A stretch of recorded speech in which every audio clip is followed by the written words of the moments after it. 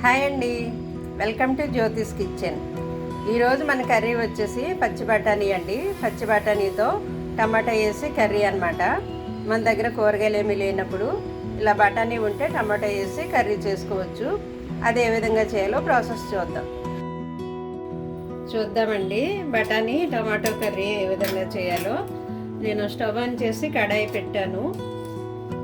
ఇదిగో 1 spoon oil వేస్తున్నాను. 1 spoon వేసాను.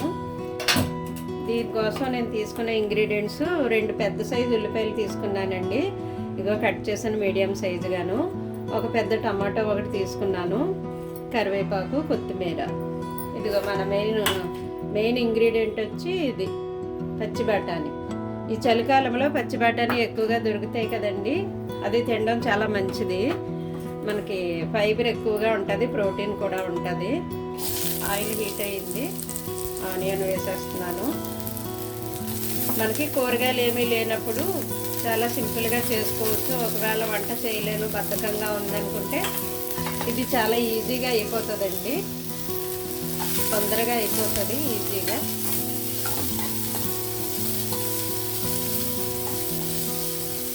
ఇప్పుడు పసుపు, సాల్ట్ వేస్తే ఆనియన్ కొద్దిగా మగ్గుతుంది కదా. సాల్ట్ వేసేస్తున్నాను. కూరకు సరిపడా 1/4 టీ స్పూన్ చాలు. ఎక్కువ తీసుకోలేదు కదా నేను, కంటెంట్ తక్కువ ఉంది. సో సాల్ట్, పసుపు కూడా తగ్గించే వేస్తున్నాను.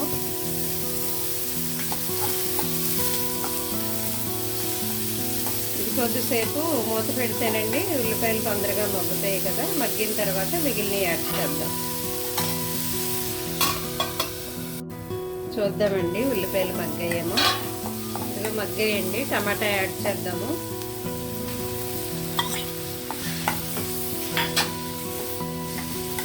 ఇప్పుడు బఠానీ కూడా వేసేద్దామండి. టమాటా కొంచెం కలిపిన తర్వాత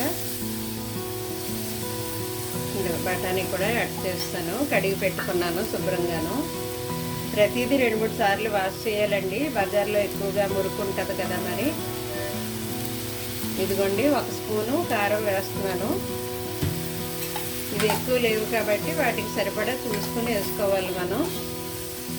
ఇప్పుడు కొంచెం మగ్గిన తర్వాత అప్పుడు వాటర్ యాడ్ చేద్దామండి. దీనికి సరిపడాను.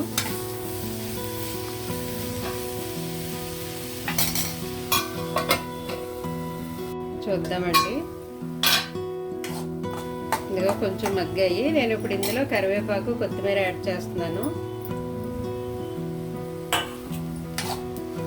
ఓకే, ఇప్పుడు వాటర్ యాడ్ చేసేద్దాం. కూరగాయలు ఏమీ లేనప్పుడు చాలా ఈజీగా అయిపోతుందండి ఈ విధంగాను. అవి ములిగే వరకు వేసాను నేను వాటరు. కొంచెం మీడియంలో పెట్టి ఫ్లేమ్ ఉడకనిద్దాము. దగ్గరికి ఎగిరిపోయిన తర్వాత మనం ఇంకోటి యాడ్ చేయాలి. అది యాడ్ చేసాక ఆపేయడం. చూద్దామండి. ఇదిగో దగ్గరికి ఎగిరిపోయింది. ఇందులో కొంచెం ఇప్పుడు జీరా ధనియా పౌడర్ వేద్దాము. అదే మనం లాస్ట్లో వేయవలసింది.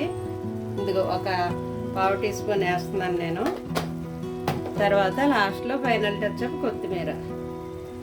అంతే అండి. చాలా ఈజీగా అయిపోయింది మన కర్రీ. సింపుల్గా టమాటా పచ్చి బఠానీ కర్రీ రెడీ. ఇది చపాతీలోకి కూడా బాగుంటుంది, రోటీలోకి, రైస్లోకి, దేంట్లోకైనా బాగుంటుంది. ఓకేనా? చాలా ఈజీగా చేసేసుకోవచ్చు. Okay, thank you.